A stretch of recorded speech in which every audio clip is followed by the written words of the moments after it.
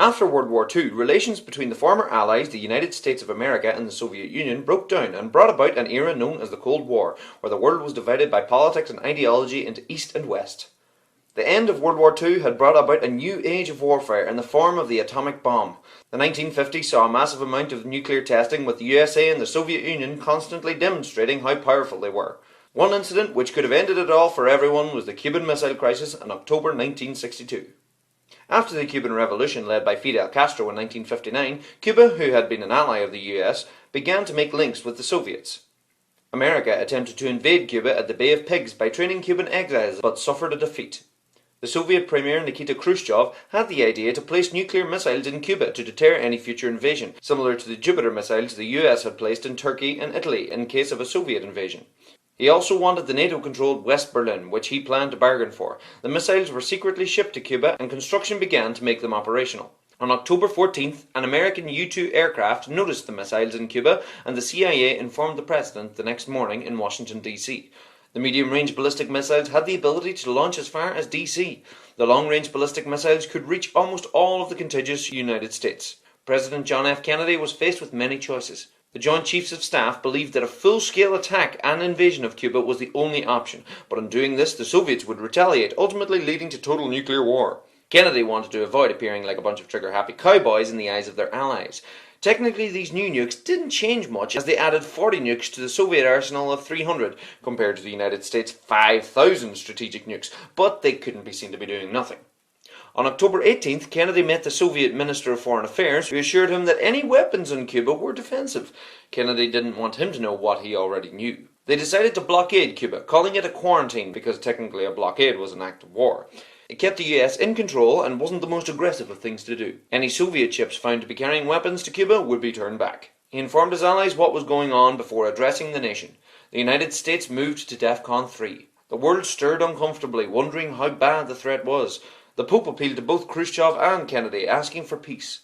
Khrushchev publicly compared the quarantine to piracy and warned Kennedy that this was an act of aggression. The photos of the missiles were shown to the United Nations Security Council in front of the Soviet ambassador, who had refused to confirm their existence. The USA moved to DEFCON 2 and prepared for all-out war. Some Soviet ships challenged the blockade, but most of the ships, presumably carrying weapons, turned around.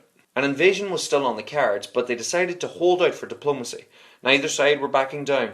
The situation was at a stalemate. Word reached Kennedy via a Soviet spy offering a possible diplomatic solution. The Soviets would remove the missiles under UN supervision if the US promised not to invade Cuba. A letter then appeared for Kennedy, appearing to have been written personally by Khrushchev, offering that the two of them stop tightening the knot of war and dooming the world. Its authenticity was dubious, and they studied it further. Feeling an invasion of Cuba imminent, Fidel Castro suggested to Khrushchev that the Soviets should attack first, before the US did. On October 27th, which became known as Black Saturday, Khrushchev made a public broadcast offering a new deal to Kennedy, that he remove the Jupiter missiles from Turkey. It contradicted the previous offer, indicating that there may have been a coup of power. The Jupiter missiles were obsolete, and the US had planned to remove them anyway. Turkey didn't like being used as a bargaining chip. An American U-2 plane, which was checking the progress of the missiles, was shot down over Cuba. Neither side chose to escalate the crisis despite this happening. The US decided to ignore Khrushchev's second offer and take him up on the first offer, with the added secret guarantee that the Jupiter missiles in Turkey would be removed a few months later voluntarily. As they waited for the response, they continued to prepare for war and urged their allies to do the same. A US Navy ship dropped warning depth charges at a Soviet submarine on the blockade line. The sub was armed with nuclear torpedoes, but thankfully chose not to fire them. A US plane was also chased out of Kamchatka by MiGs on an unauthorized mission. World War III was so close to happening.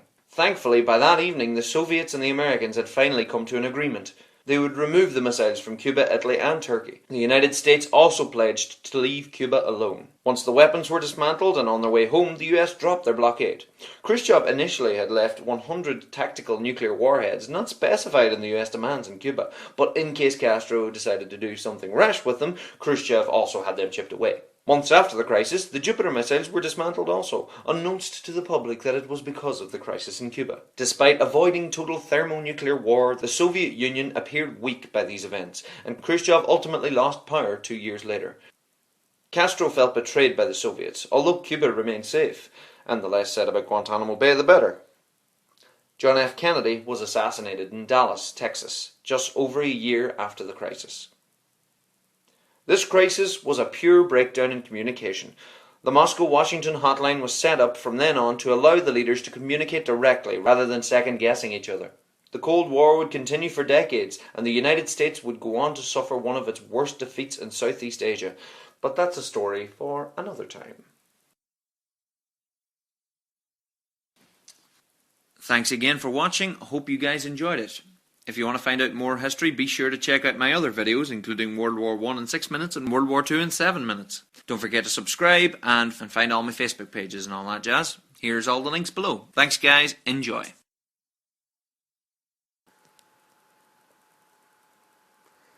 It shall be the policy of this nation to regard any nuclear missile launched from Cuba against any nation in the Western Hemisphere as an attack by the Soviet Union on the United States, requiring a full retaliatory response upon the Soviet Union.